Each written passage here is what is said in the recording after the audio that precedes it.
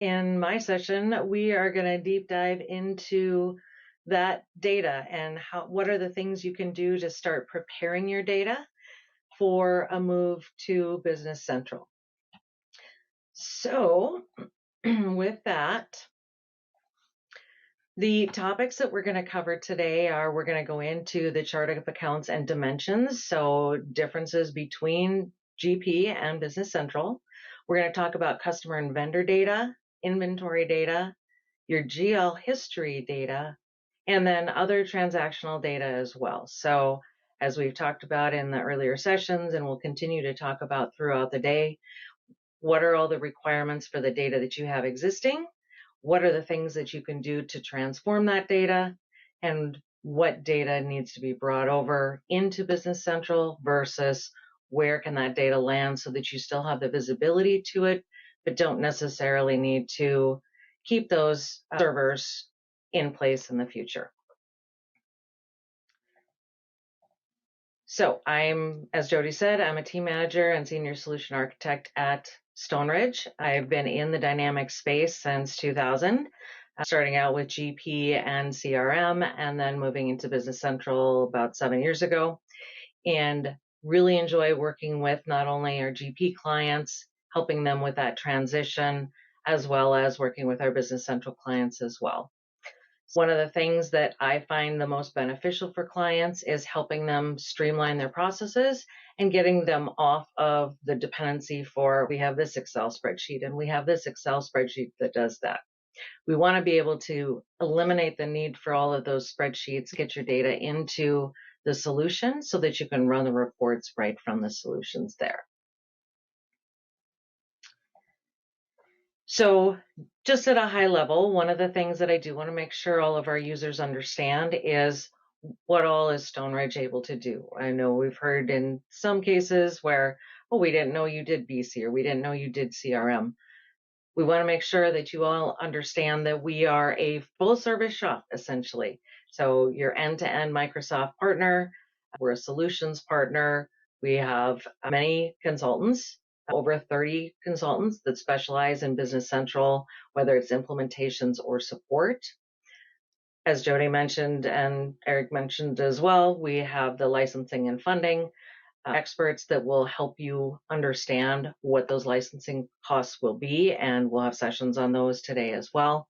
We've done over 30 GP to BC migrations so far, and we have over 100 GP and Business Central clients. So absolutely happy to help with any questions that you all have. Take advantage of the roundtables later today for those specific questions, and always reach out if you need any assistance. So to think about your data migration, 2026 now is putting us within 3 years of that end of update to GP rather, or things like payroll. And now is the time to really start thinking about what are you going to do in those future steps? What does that future look like as far as your ERP solutions? What does the data need to look like in order to plan for that?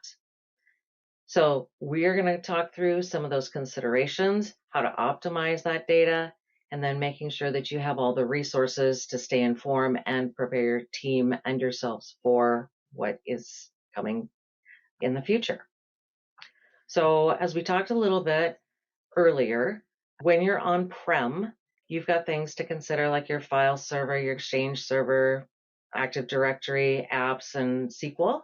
When you move to the cloud, now you're looking at things like SharePoint Online and OneDrive for Business, the Exchange Online, Entra, your Azure App Services and Power Platform, and your Azure SQL and Dataverse.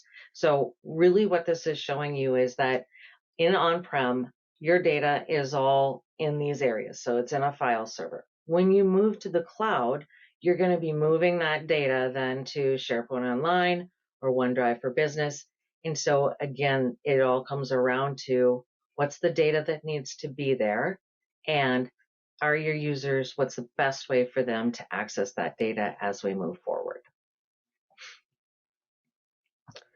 So in thinking about that data and preparing for the future, you want to start looking at what's the data that can be consolidated or condensed, what is that external data that you have in place? Do you have imports or integrations with other solutions that are bringing data into currently GP, whether you're using Integration Manager for that or using Smart Connect for that data? What's that data and what is that data's role in the future? Then we also want to talk about cleansing that data.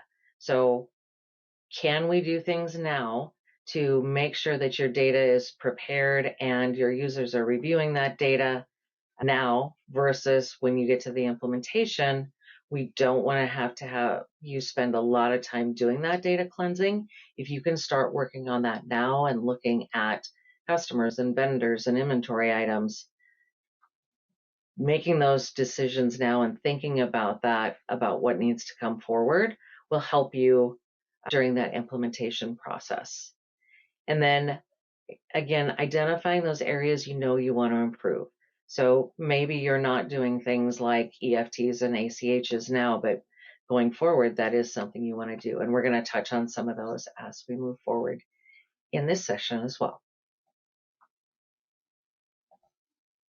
So to continue on that, whether it's future or new functionalities, maybe you're not doing right now, but your electronic payments and vendor EFTs. So paying your vendors via ACH versus having to write checks for those. Maybe you're still mailing out invoices. We can look at emailing documents in the future and really helping you reduce the amount of paper that you have, as well as time that it takes to print stuff envelopes, put those in the mail, add postage to them, etc. So those are things we can do in the future to additionally reduce costs to the business overall. Then there's electronic reconciling. So for your bank reconciliation, rather than just printing your bank statement from your bank and then sitting down and doing your bank reconciliation, marking off each of the activities, checks or deposits one at a time, can we bring in that statement electronically from your bank to do that matching, letting the solution do the work for you to do those bank reconciliations? Then there's also the Excel reporting. So what are the reports that you're maybe exporting data from a smart list in GP, you're putting it into Excel, you're manipulating the data there, making sure that we have an understanding of what that data is and what the end result of that data is that you need will help during the implementation to define and get you into the right place to run the reports directly from Business Central so that you don't have to do that additional time to manipulate the Excel spreadsheets. Similar, you've got your SQL reporting services reports that you are potentially using now. We'll want to know what those reports are and how we can best address those in Business Central, whether that's actually doing additional reports. Are there reports that are already available in BC that you won't need to maintain those external reports? Do we need to do some custom reporting? That's an option as well. There's also the different reporting solutions that we have available. So whether that's a Power BI, where we can bring the data in and do things like scheduling to send those out. If you know that you need to give your managers their updates on a weekly basis for what their department spend was, that's something that can be done through a Power BI. Microsoft is also doing a lot of Power BI reports and making them available directly in Business Central. And so that's another way that you're able to see and decision make based on the data that you have in the system to make things go more quickly as well. And then there's workflows and approvals. So we have a couple different ways that we can do workflows and approvals with Business Central. Out of the box, we have workflows and approvals across all modules. But then we also have that ability to do workflow and approvals through Power Automate.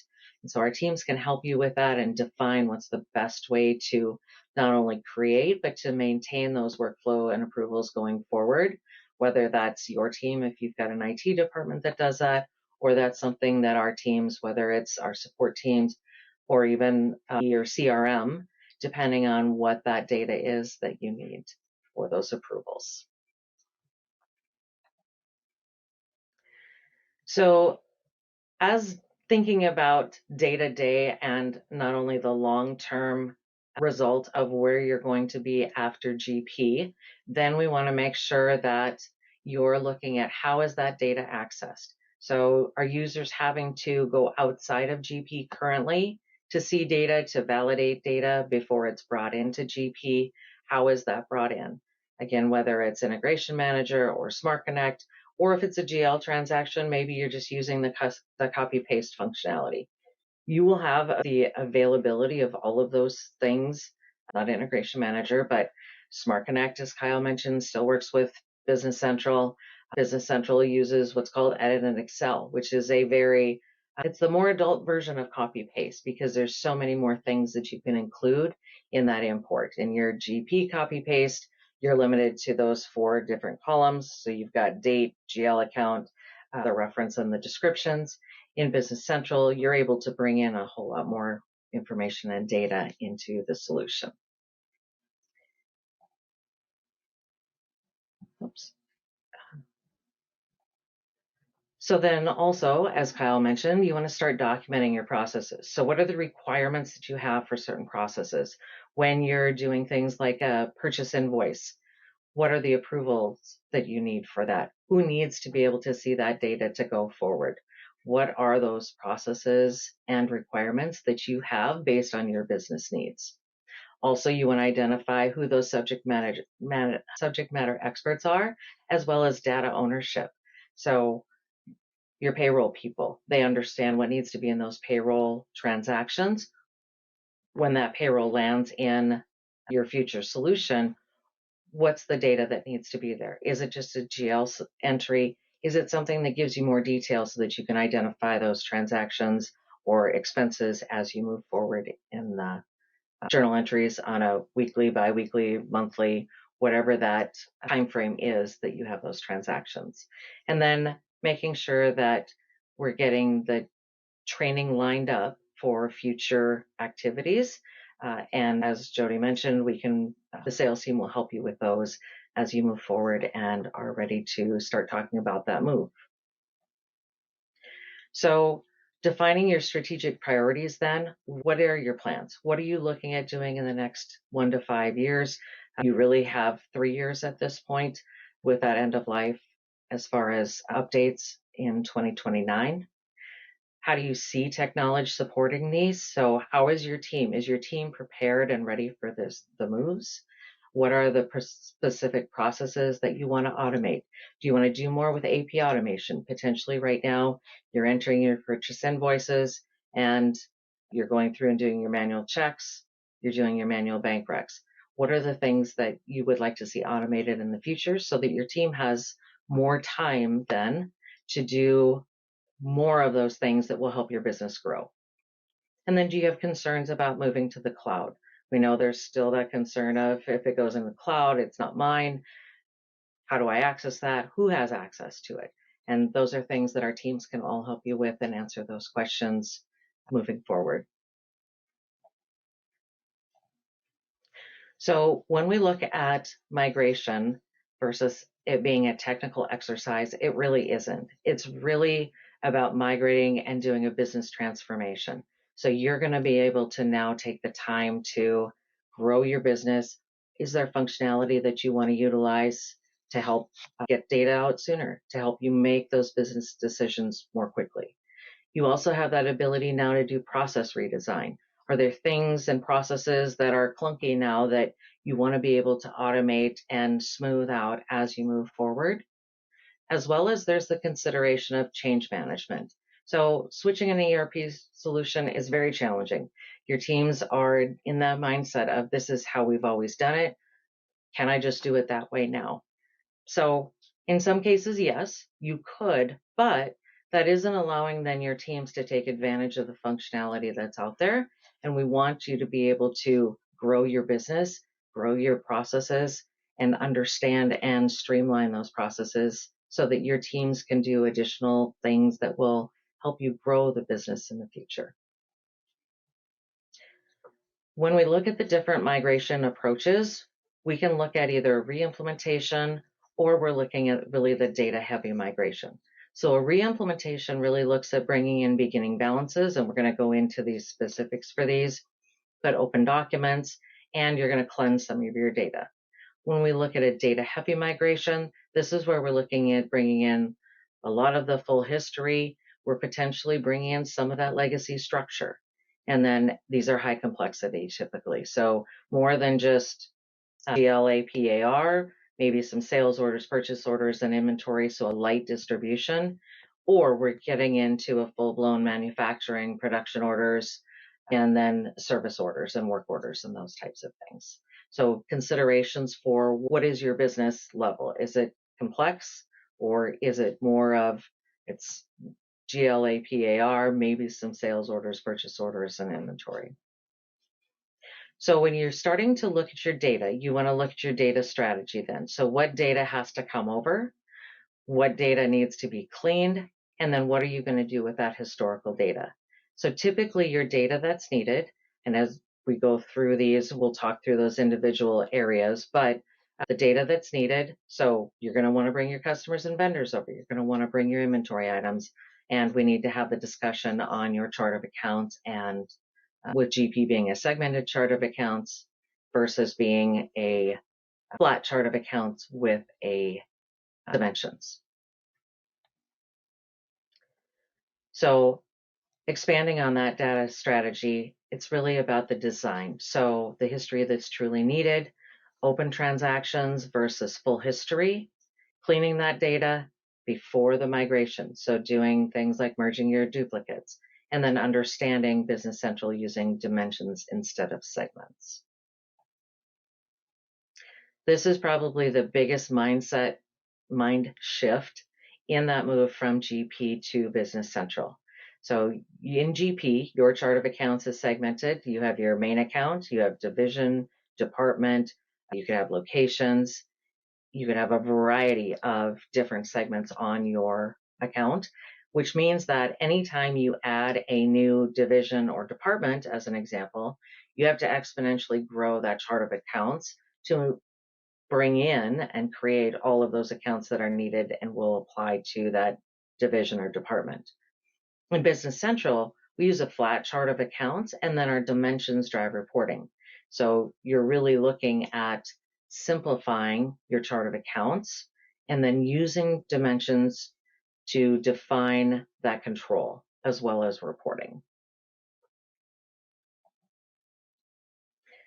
This is just an example of your segmented chart of accounts in GP. So in this case, we've got a division, a main account, and a department. In Business Central, we have a flat chart of accounts, as well as then identifying the dimensions that we want to be able to slice and dice our data with. So we could have business, division, department, customer, salespersons. Really depends on what is it that you need to get out of the system for reporting. So again, similarly here, looking at the GP account, so we have our sales account, we know it's in the Midwest and this is product A.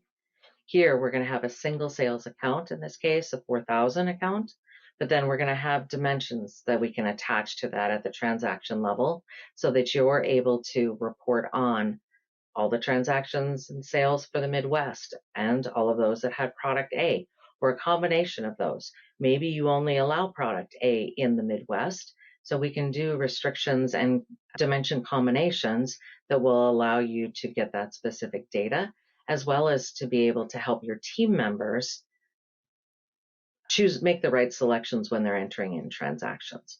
So you don't have to exponentially grow that chart of accounts.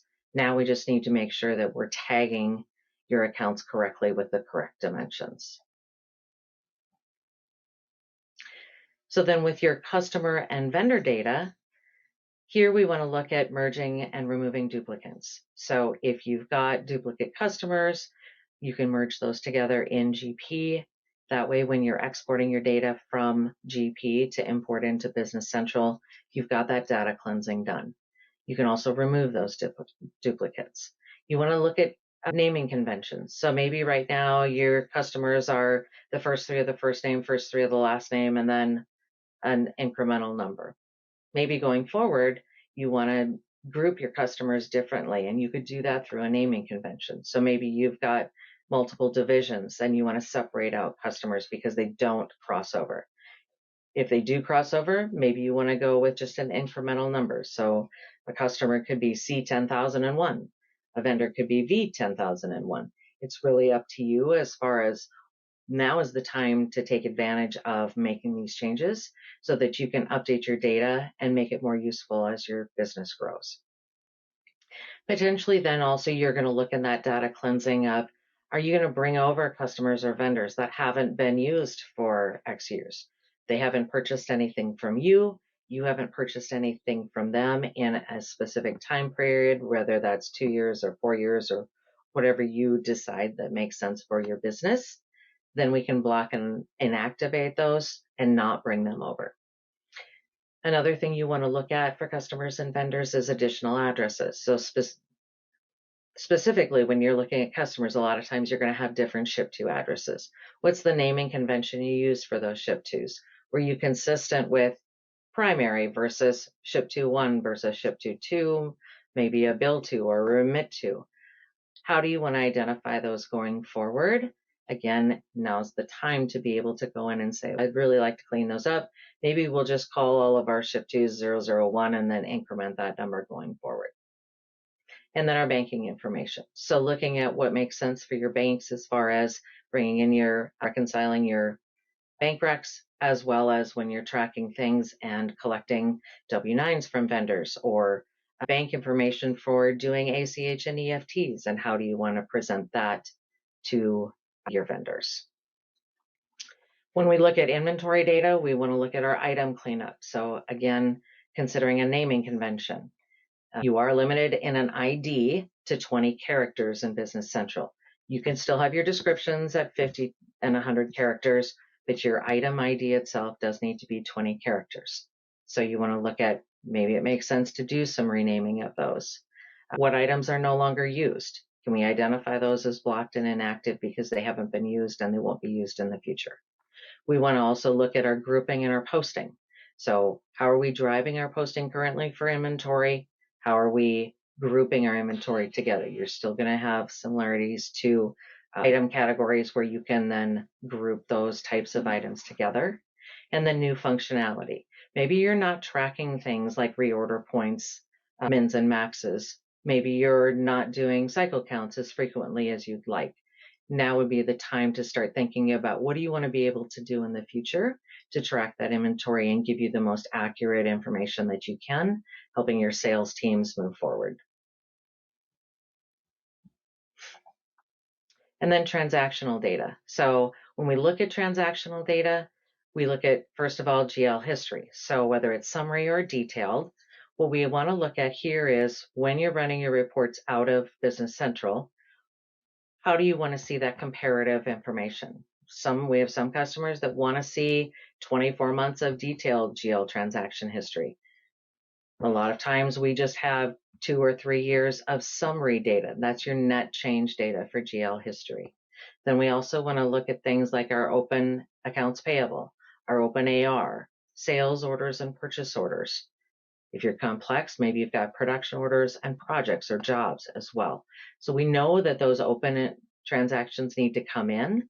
We also know that we're going to reconcile those to the GL balances that they relate to. So we want to make sure that your subledgers are in balance to your GL. It's going to make life so much easier as you move forward.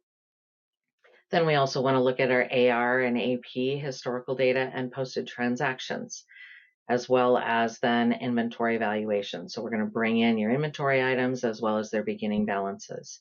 When we look at AP and AR historical data, that's where we get into that conversation of, do we need to look at something like an E1 PopDoc solution and an Azure Data Lake?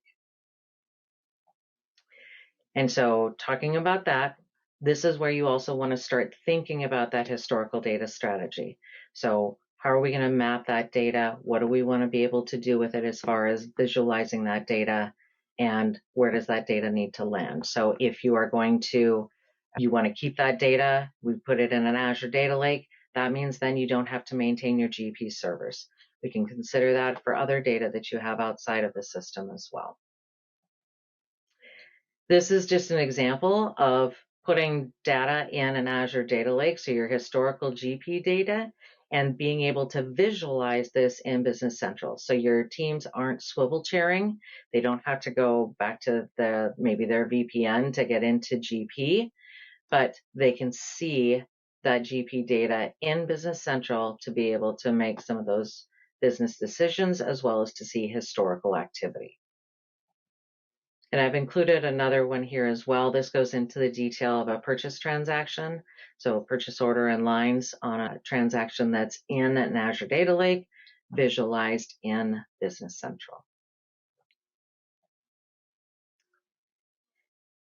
The other questions that we get quite a bit is, what does the process look like? So when you're ready to move from GP to Business Central, what is that implementation process going to look like? How are we going to help you? What are the things that your team is going to need to do? What are the steps that we're going to take? So we're going to start out in our align phase, and this is where we're going to do our high-level discoveries. We're going to do system demos, so you're going to see Business Central in depth, and we're going to provide you a statement of work. Then we're going to get into that define phase, and this is where we're going to do, with our implementation team, we're going to understand your business. We're going to do what we call joint visioning sessions so that we get that understanding of what are your reporting requirements, what are the changes for your chart of accounts, what are the changes that we need to make for vendors and customers. Are you going to do things like ACH and EFT solutions? This is once we finish that define stage, then we're going to move into the create phase. And this is our joint process design. Joint process design means that your team of leads, your subject matter experts, decision makers, are going to be at the computer, working in Business Central, walking through your processes and understanding the setups and how BC functions, as well as building the solution for you. We are then going to finish that create phase with end-to-end walkthroughs and what we call conference room pilot. And depending on the size of your team, your conference room pilot just means that we're bringing in the next level of users, and they're going to be doing those end-to-end walkthroughs of process, making sure they understand how Business Central and their day-to-day activities are going to look. Once we finish that, we go into the deploy phase.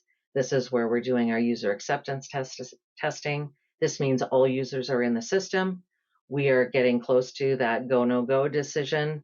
We're making sure that all the processes are covered. Everybody knows what they need to do. And at the end of that, we can have our go, no go meeting and decide if we're ready to go live with Business Central. After that, we're in our hypercare area. We are going to support you. The implementation team will support you through that hypercare time and making sure that your team is ready to go. Then we'll either go into a phase 2 if you have phase 2 requirements, or we'll go into transitioning your team to support.